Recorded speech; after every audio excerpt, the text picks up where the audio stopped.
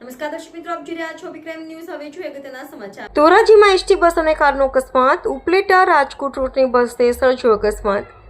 આગળ ઉભેલી કારને એસટીના ડ્રાઈવરે અડફેટે લીધી. અકસ્માત સર્જી એસટી ડ્રાઈવર થયો ફરાર. ધોરાજીના પાર્ટી પ્લોટ ચોક ખાતે એસટી ડ્રાઈવર બસ મૂકીને ફરાર થતા મુસાફરો થયા હેરાન. છેલ્લા એકાદ કલાકથી પેસેન્જર થઈ રહ્યા છે રોડ પર હેરાન. એસટી અકસ્માત સર્જતા કારણે નુકસાન. સદનસીબે અંદર બેઠેલા લોકોનો આબાદ બચાવ. રિપોર્ટર ફિરોઝ ચુનેજા, ધોરાજી.